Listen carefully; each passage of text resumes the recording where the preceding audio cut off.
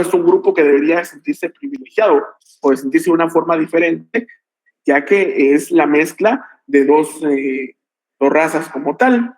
El ladino como tal en la historia hemos conocido de un grupo de personas o de comunidades que se identifican como tal, que han servido para someter o tratar de someter al grupo indígena. Eso es plenamente conocido y que es el conflicto que hasta el día de hoy vivimos, de no identificarnos como seres humanos y como guatemaltecos, sino tratar de seguir buscando esa identidad con un grupo determinado de personas que se sienten en un lugar privilegiado, cuando no debía ser de esa forma. Muestra de ello es que dentro de la historia de nuestro país, si no me falla la memoria, sin tener equivocarme, nunca hemos tenido, por ejemplo, un presidente que se identifique como indígena como tal. Hemos tenido presidentes que se identifican como descendientes de españoles o criollos, o bien presidentes que se identifican como ladinos, pero presidentes que se identifiquen plenamente como descendientes de la comunidad indígena no tenemos. Entonces, eso habla de la segmentación y de la misma confrontación que hemos vivido como país y la falta de oportunidades que las comunidades indígenas han tenido. La presencia en el Congreso es muestra de ello, ¿verdad? Vamos a ver qué dice Oscar Coroy. Dice, un indígena con un europeo es un ladino. Llamémoslo de esa forma.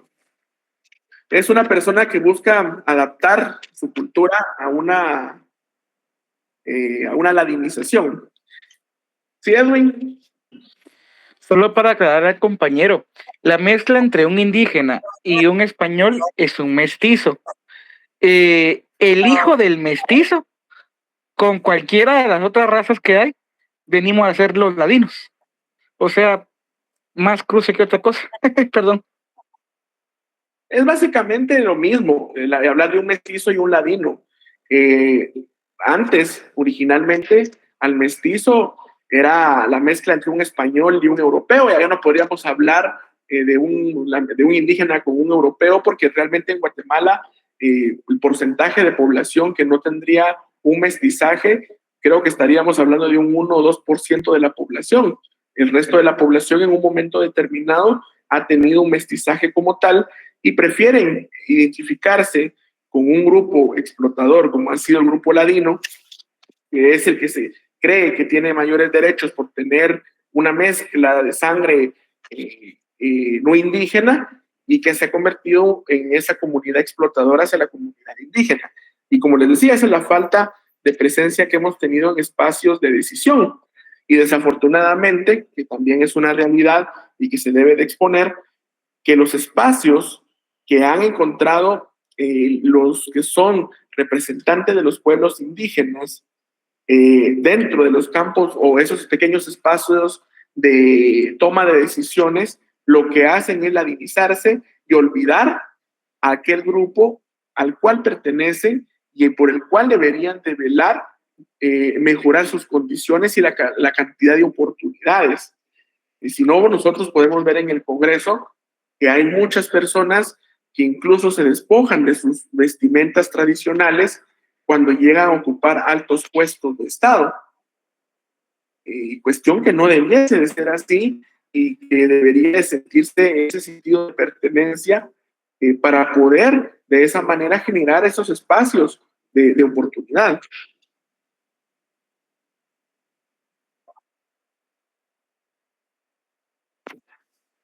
Vamos a ver. Cindy. Adelante, Oscar. Sí, licenciada, muy buenas noches. De hecho, como lo comenta la compañera, hoy en día, pues, nos contaba ahí un catedrático que ya no se les llama ladino, porque es como una ofensa, ¿verdad? Que en términos así coloquiales, la palabra ladino, pues, se le puede decir, o le podemos llamar abusiva, gente abusiva, ¿verdad? Pero no sé si esto estaba bien el catedrático, no sé si usted podría corroborar eso, licenciado, muy amable. Fíjate que se han cambiado tecnicismos como tal. Déjenme ver cómo es que parece mi DPI ahora que tengo esa duda. Sí, estoy en lo correcto. No sé si todos pueden ver, ojalá puedan ver mi DPI. Voy a quitar la cámara. El término ladino se sigue utilizando. Bueno, no sé, al menos cuando yo saqué mi DPI en el 2021, tendría que verificar si hubo actualización en el RENAP en cuanto a la ley de registro civil. En mi caso, sigue apareciendo como ladino. No sé si lo alcanzan a ver.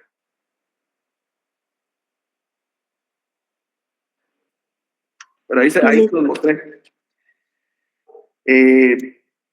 Realmente hablar de ladino, y si se dan cuenta, tiene una diagonal, es ladino o mestizo. Incluso hubo un tiempo determinado donde la opción ladino no se encontraba dentro de las opciones para escoger la identificación étnica de una persona. Fíjense, solo estaba indígena, mestizo y garífuna. Y no existía la opción de ladino. No sé si ahorita ya la modificaron, no recuerdo haber visto un DPI en el último tiempo. Ese es buen dato, lo voy a confirmar en la ley, porque no me gusta dar datos al azar, para ver si el compañero docente tiene razón, porque no me entra la duda. Sí, mi estimado Werner, después Cindy. Licenciado, buenas noches, compañeros, buenas noches.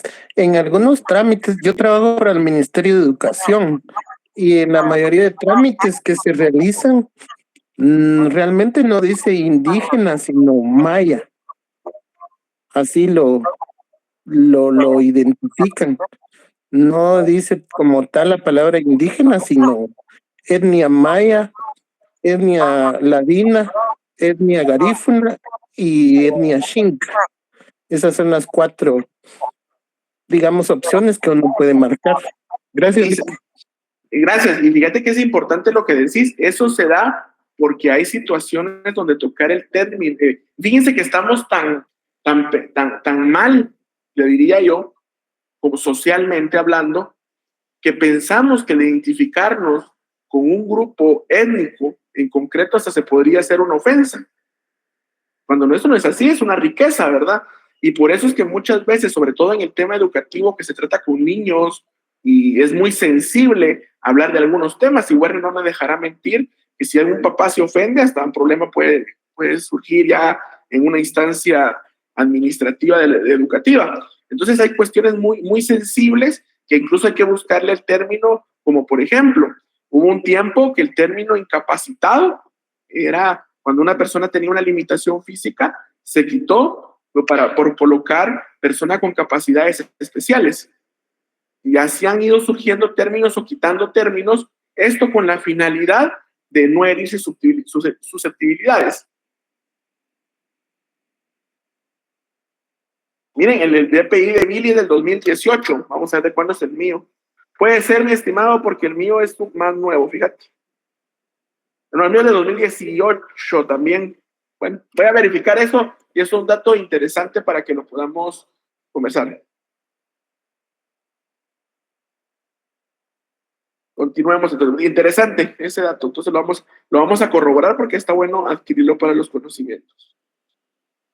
Para nuestro glosario que dijimos que vamos a realizar, los términos a utilizar, que deberán de ir agregando para esta sesión, será mestizo, criollo, traida, blancos, peninsulares y negros.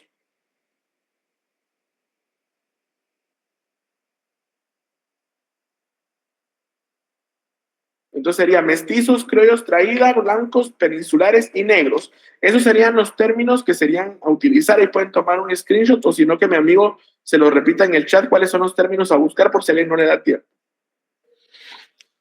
Vamos a hablar de otra situación muy importante y muy trascendental dentro de la historia de Guatemala y que cuando llevamos el curso de ciencia política lo abordamos un poquito, que fueron los acuerdos de paz. Que hablan de un contexto muy complejo y sobre todo que es donde los pueblos indígenas fueron los mayores afectados de un conflicto de 36 años un conflicto que dejó más de 200,000 muertos, un conflicto que dejó desaparecidos, desarraigados, masacrados, desaparecidos, exiliados, y que quizás es el proceso social más fuerte que ha sufrido nuestro país en conjunto con el terremoto de ya hace 40 años, por la cantidad de muertes que hubo y por el cambio social que esto significó para nuestro país y que hasta el día de hoy lo seguimos resintiendo y resintiendo desde muchas aristas. ¿Por qué? Porque un conflicto armado, como fue el nuestro, definitivamente iba a cambiar la historia de nuestro país, porque ya lo dice la sociología, que son factores muy puntuales los que generan un cambio de manera profunda en una sociedad, y lamentablemente siempre son malos o muy difíciles de asimilarlos, como son las guerras, los desastres, que son naturales, que también lo vivimos, que son impactos de tal manera que le cambian la visión al individuo. En este caso, el conflicto armado, que vamos a leer una pequeña descripción acá, fue un hecho muy relevante, sobre todo cuando vamos a abordar tema de pueblos indígenas. ¿Por qué?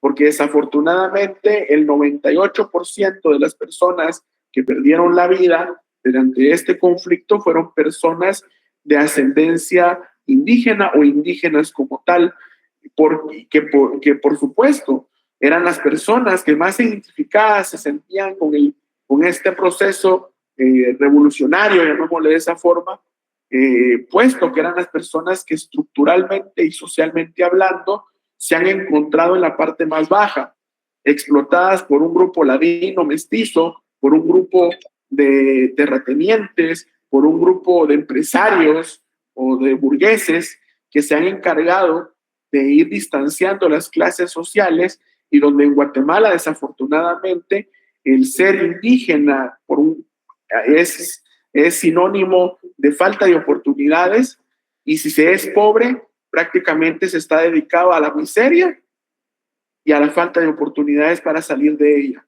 O sea, es doblemente difícil. En cuanto entendemos el contexto de nuestro país, que nadie me dejará negar o dejará mentir que lo difícil que es en nuestro país el poder salir adelante.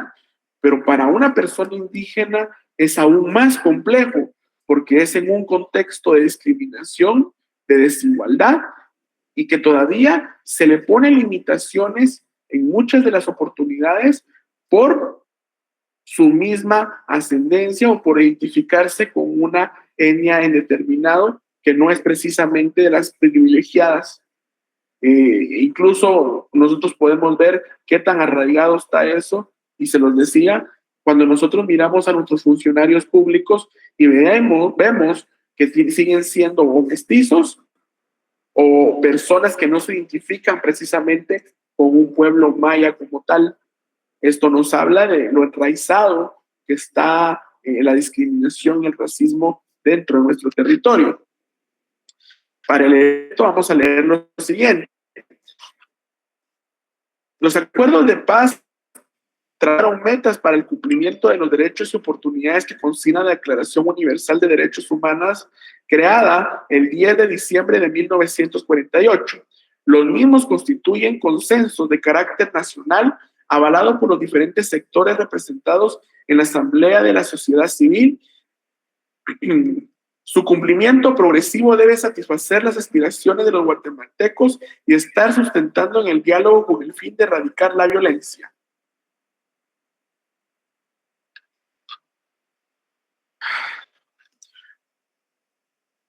Los acuerdos que forman parte del Acuerdo de Paz Firme y Duradera son los siguientes: global sobre los derechos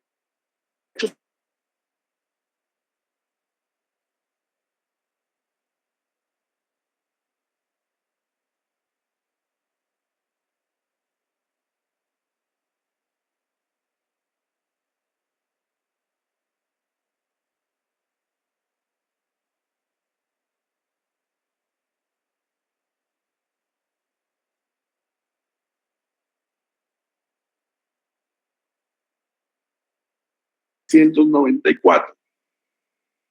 Ustedes saben que yo no pregunto fechas, no me gusta la gente memorística. Entonces, las fechas es meramente una referencia para darnos un panorama de las situaciones que se vivían en ese momento, o los acuerdos que forman parte de ese contexto de los acuerdos de paz.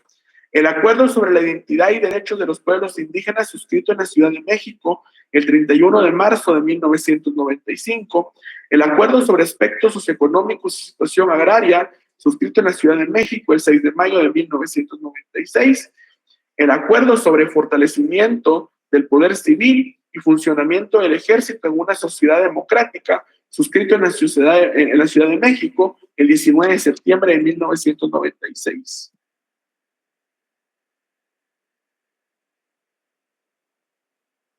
El acuerdo sobre el cese definitivo del fuego, suscrito en Oslo el 4 de diciembre de 1996, y el acuerdo sobre reformas constitucionales y régimen electoral, suscrito en Estocolmo el 7 de diciembre de 1996. Aquí es una cantidad de acuerdos, como les digo, les estoy leyendo muy general para que luego saquemos conclusiones, porque estamos tomando algunos términos que ya en este momento nos están indicando la gran cantidad de derechos que fueron reconocidos por el Estado de Guatemala con la finalidad de poder resarcir de manera digna a esta población que había sufrido situaciones por demás nefastas durante 36 años y de conflicto armados, sin recordar o mencionar todo lo que habían sufrido anteriormente. Sigamos leyendo algunos de los convenios y tratados de los cuales Guatemala suscribió y adaptó e incorporó en un momento determinado a los acuerdos de paz. El acuerdo sobre bases para la incorporación de la URNG a la legalidad, suscrito en Madrid el 12 de diciembre de 1996. El acuerdo cronograma para la implementación, cumplimiento y verificación de los acuerdos de paz, suscritos en la Ciudad de Guatemala el 29 de diciembre de 1996. El acuerdo global sobre los derechos humanos, suscrito el 29 de marzo de 1994, cobró vigencia desde el momento de su suscripción. Los otros 9 acuerdos cobran vigencia en el momento de la firma de los acuerdos de paz, firme y duradera.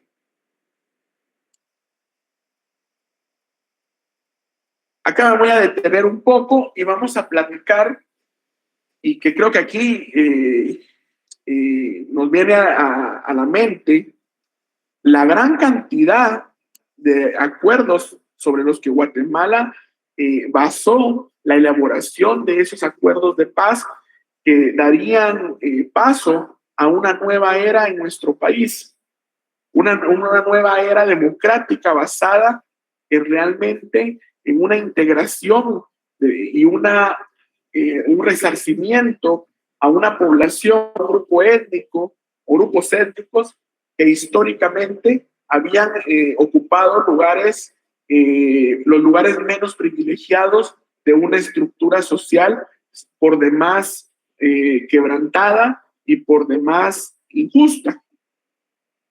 Pero acá quizás más que leer este montón de convenios, que seguramente a estas alturas todos podemos generar una noción sobre qué va a girar, sobre qué eje va a girar cada normativo internacional o convenio tratado de los que mencionamos, vemos que Guatemala adquirió un compromiso muy grande, sobre todo en mejorar las condiciones de vida de esta población.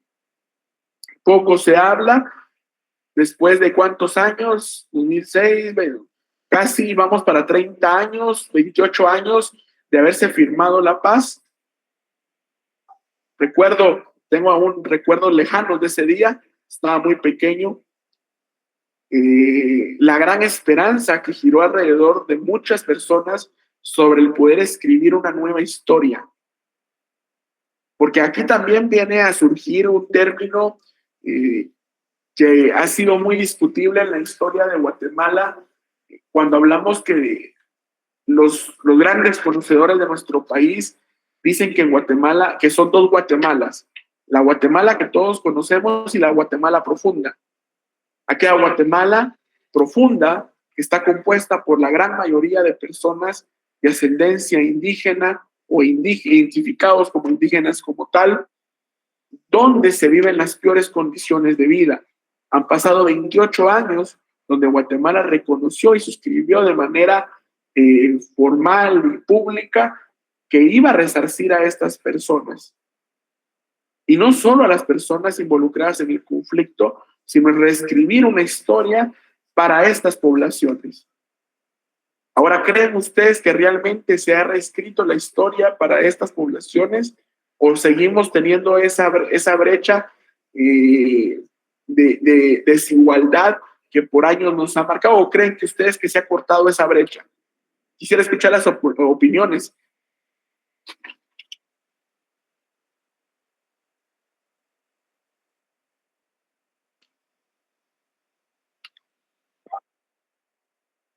Fátima, adelante.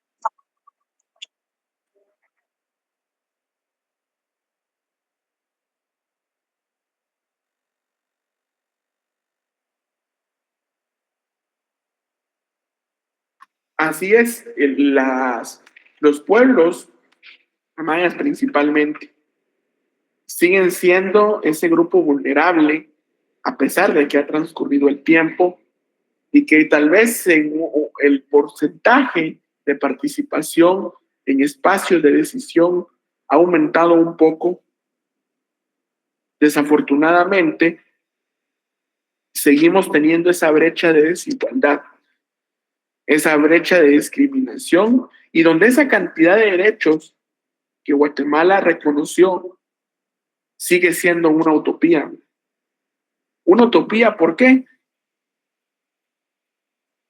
Porque el reconocimiento que se les iba a dar tierras, que se les iba a dar tecnificación, que las personas desarraigadas iban a poder todas a regresar a sus poblaciones, y un sinfín de situaciones sobre las cuales se iba a reconocer los derechos de estos individuos o de estas personas o estos grupos étnicos, nos damos cuenta es que no fue así. La tierra en Guatemala sigue repartido de manera injusta, siendo la mayor parte de la territorio estando en manos de 12, 13, 14 familias de esos grupos privilegiados, de ese grupo que se encuentra, ese grupo burgués, como se le llama. La otra parte de la tierra que se encuentra entre una clase media que es principalmente ocupada por la población mestiza y uno que otra persona de la población indígena como tal que se encuentra en esa parte de estructura social, y el gran porcentaje de personas que ocupan ese nivel más bajo de oportunidades y de calidad de vida se encuentran la población indígena. Por ejemplo, Alta Verapaz, que es uno de los departamentos con una población indígena de un 95%, me atrevería a decir, son uno de los departamentos con los índices de pobreza más marcados. Todo se nos viene a la mente Cobán, pero cuando uno ya conoce otros lugares de Alta Verapaz, que no sea Cobán o Carchá, que son los más desarrollados, cuando uno ya piensa en Fray Bartolomé de las Casas, cuando uno ya piensa en cualquier otro municipio de Alta Verapaz, se da cuenta, Rashujá, por ejemplo, se da cuenta que la situación no es tal cual se mira en Cobán o por ejemplo, la que se ve en Carchá, en el centro, porque las aldeas también ya están con situación muy precaria y muestra de ello es el gran índice de migración que tenemos.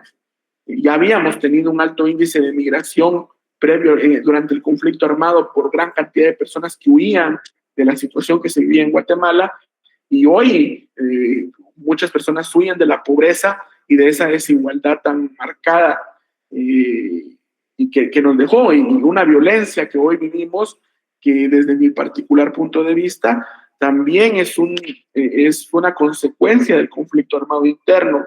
Muchos individuos que en su momento prestaron servicio militar o personas que se dedicaron a un rol dentro del mismo conflicto, posteriormente se dedicaron a delinquir cuando perdieron esa forma de modus vivendi de estar involucrados en un conflicto. Muchos se dedicaron a otro tipo de situaciones, no precisamente que estén aprobadas socialmente o legalmente, y muestra de ello es esa descomposición social y ese gran alto grado de violencia que vivimos. Somos un país que 30 años, se escucha que hubiera pasado ya muchísimo tiempo, pero recuérdense los 36 años que duró y las más de 200,000 personas que murieron. Entonces hablamos de situaciones sociales que vamos a seguir viendo un reflejo hasta el día de hoy, durante mucho tiempo, el día de hoy y mucho tiempo más adelante. Cindy, a ver qué dice, y el analfabetismo es muy marcado en esos sectores. Por eso es que, como dijo la compañera, así es, la educación no llega, hay una gran brecha en educación. Hace algún tiempo yo platicaba con un viceministro de educación, creo que era el viceministro de calidad educativa, y es un gobierno anterior, y me decía el porcentaje de cobertura educativa que se tiene en Guatemala, el porcentaje de preprimaria muy alto. Recuerdo en aquel tiempo era un porcentaje de alrededor del 80%, el porcentaje de la primaria andaba pues, de cobertura a nivel nacional era el 90 y algo %, el de básico bajaba como a un 40 a 30 y algo %, y alguien que esté en educación ahí me confirmará o me corregirá si los datos ya se fueron actualizando, y la cobertura a nivel diversificado era ya de un 9-12% a nivel nacional.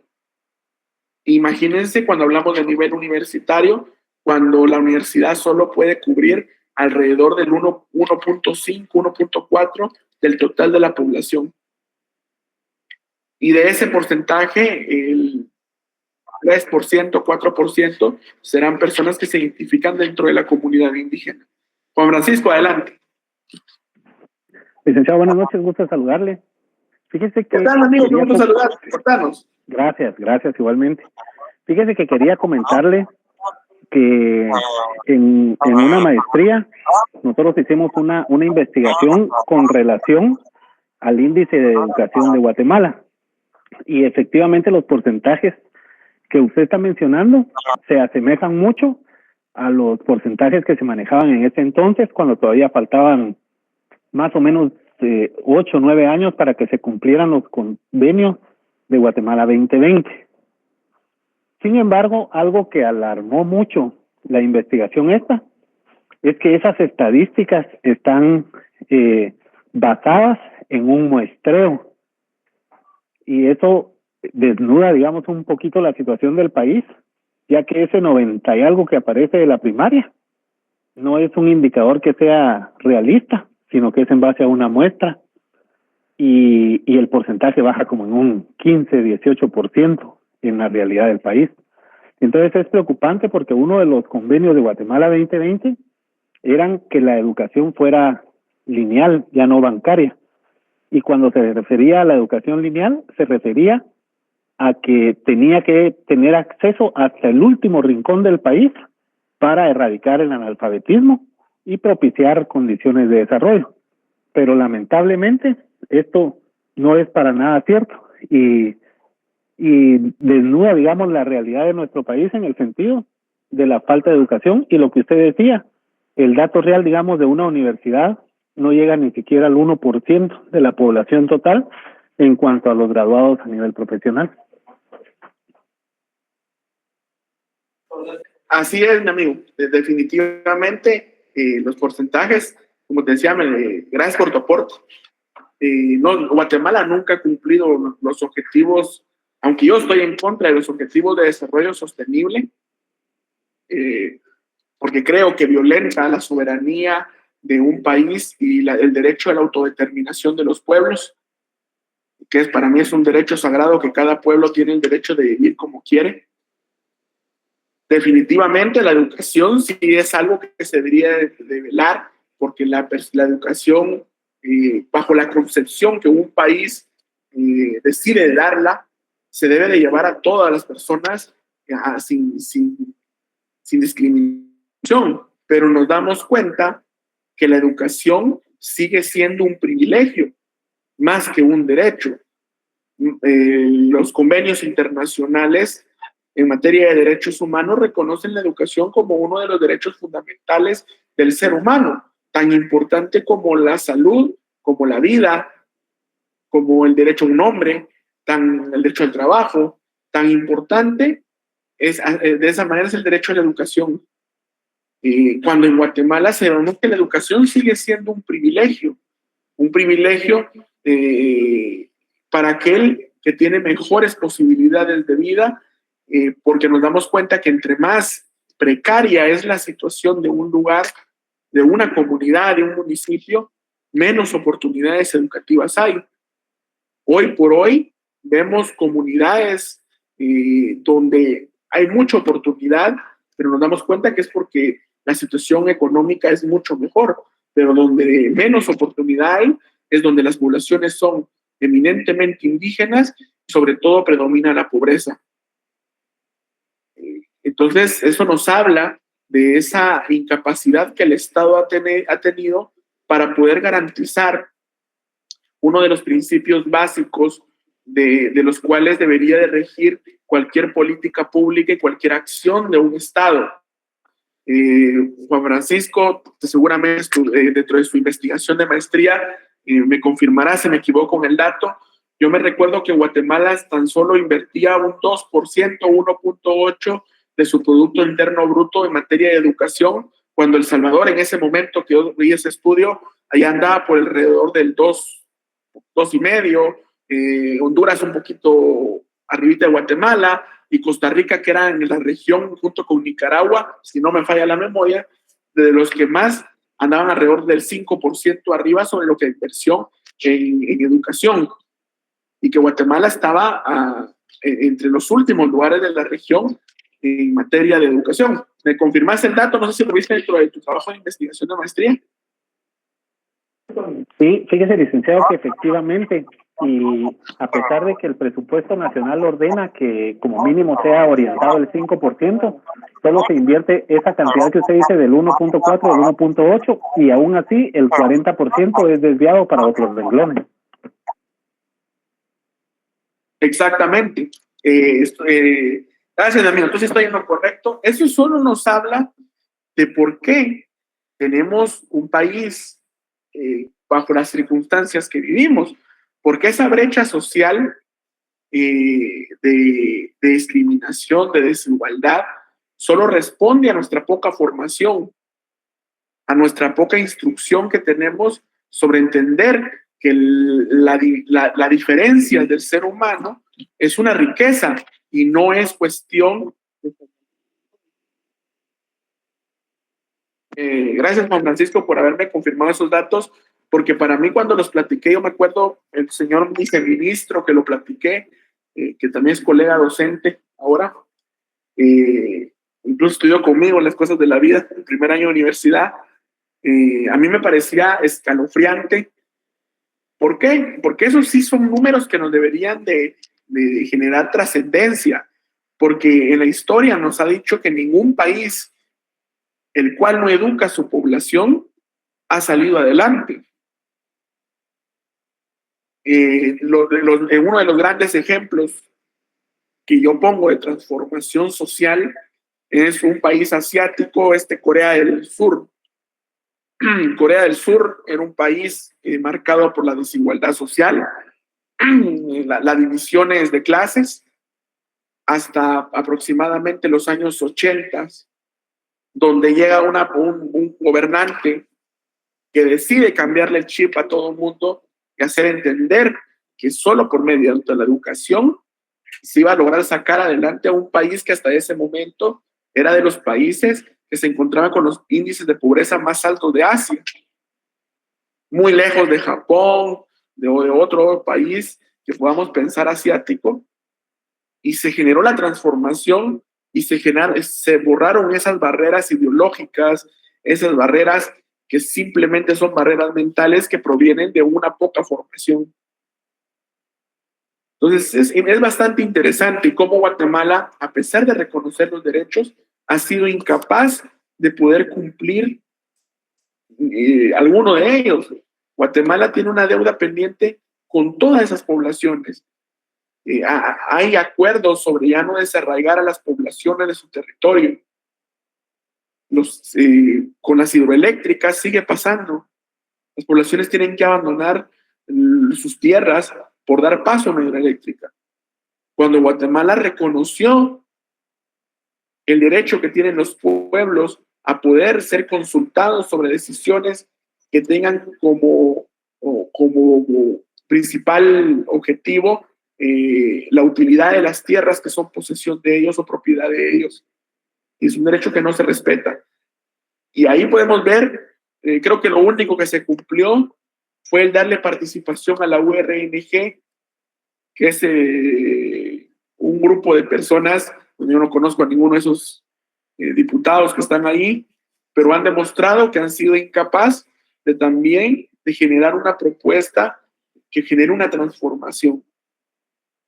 Eso nos habla de que por qué nos encontramos socialmente como nos encontramos y que las casualidades no existen, ni la mala suerte, ni las maldiciones, ni lo que queramos ver. Simplemente es falta de educación y que no es culpa de la población, es culpa del gobernante, es culpa de un gobernante que saben que es lo más dramático, que lo hacen sabiendo lo que van a provocar.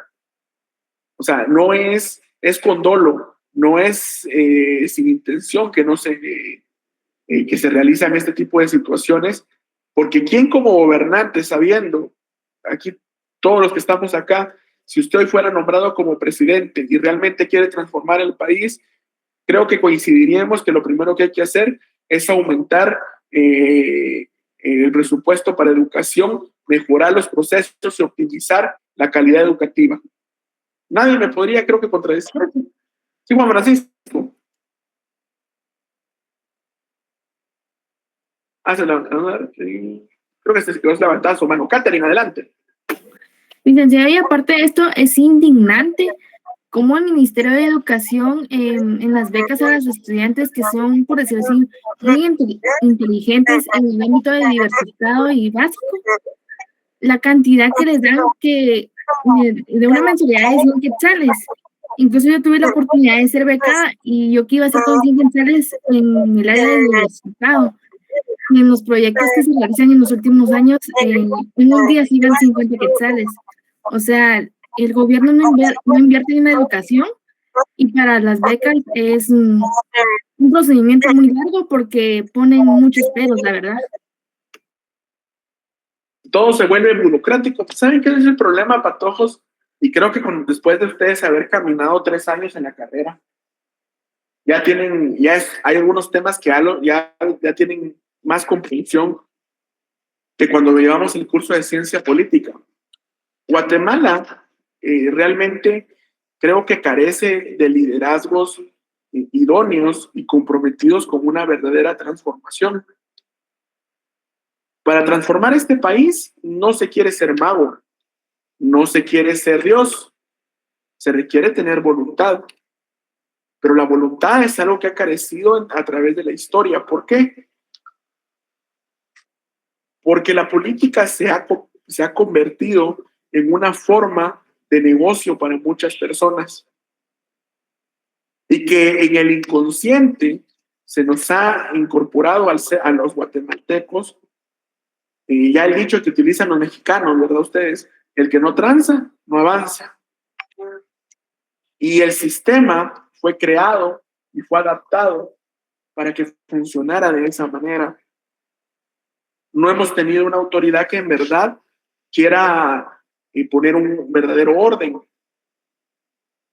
Y desafortunadamente, parte de nuestro maldito problema que tenemos los guatemaltecos de ser haraganes, que es una situación que incluso creo que es también que se nos metió socialmente para que fuéramos de esa manera y para que nos siguieran echando gol todo el resto de nuestra vida.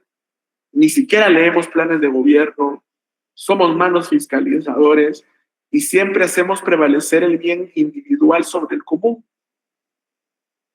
Y al que hace el bien común sobre el individual se le llama bruto. Y al que se pone pilas se le llama listo. Y así estamos transformados a tener una situación que públicamente somos unas personas, pero en lo individual somos otras personas totalmente distintos.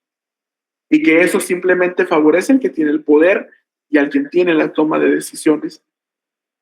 Ya lo decía Maquiavelo, vivir y vencerás, ¿verdad? Nosotros seguimos, se los decía, fraccionado por cuestiones tontas, mientras las grandes cuestiones de Estado y de país siguen pasando en otro lado. Mientras lo que nos exige es educación, calidad educativa, mientras nos sigan distrayendo con 10,000 cosas, esta situación no va a avanzar. Yo lo hablaba con un grupo hace algunos meses. ¿Usted a qué viene a la universidad? ¿A qué cree usted que viene a la universidad?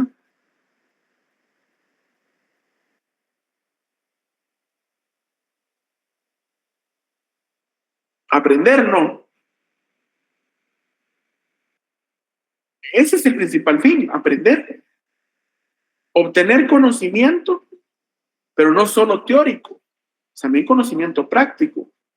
Porque usted se supone que va a ser la luz dentro de su entorno. De nada me sirve que Catherine, que es la persona que me sale en la pantalla, sea la persona socialmente más comprometida, pero se me pasó 35 años en la universidad sin graduarse. No sirve de mucho. Tiene que llevar las dos cuestiones y ser socialmente comprometida, aprender, porque eso va a generar ser eficaz dentro de su ámbito de acción. Pero seguimos manteniéndonos en un entorno de personas que se pasan 14 años en la universidad, personas que cuando sale una oportunidad de ingerir, de inferir dentro de su medio, se aprovecha de los puestos y no sirve y se convierte en lo que prometió destruir. Así de complicado es nuestro entorno y sobre todo por eso es que seguimos teniendo situaciones tan precarias en el país. No se puede hablar de transformación, no se puede hablar de cambio, no se puede hablar de aplicar de esto si usted no conoce de primera mano esta situación. ¿Cómo voy a hablar que voy a erradicar la pobreza si nunca he sido pobre? Si no sé lo que se siente tener una necesidad. Ya se dice que la única forma de sentir verdadera empatía es cuando a uno le duele en carne propia. Y hemos tenido gobernantes que nunca han vivido las situaciones tan precarias y cuando algunos que sí las han vivido, cuando llega se les olvida. Así de complejo es y que creo que este curso, como el contenido no es tan amplio, o sea, no es tantos temas, y nos da mucho para esta reflexión y yo siempre se los he dicho, hay cursos que se demeritan mucho dentro de nuestra carrera porque pensamos que todo es derecho administrativo, derecho penal, derecho civil, pero estos cursos son los que nos deben de dar ese tinte humano para cuando ejerzamos no se nos olvide esos principios que en un momento nos movieron y tener presente que por muy poco que podamos hacer, es importante que ese poquito se haga, porque de poquito en poquito se van generando transformaciones. Quizás no la van a ver ustedes, no las voy a ver yo, ni nuestros nietos, pero con la esperanza que un día pueda haber un país un poco mejor, un poco más justo, un poco más homogéneo, y no con tanta situación que vivimos hoy. ¿Alguna duda o comentario?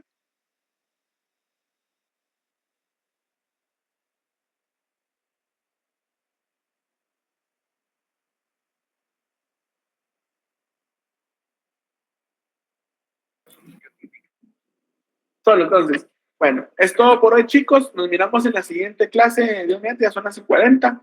Les agradezco un montón la atención y seguimos platicando. Hasta pronto. Gracias, Lick, muy amable. Gracias, Lick. Feliz noche. Gracias, Lick. Buenas noches. Noche. Feliz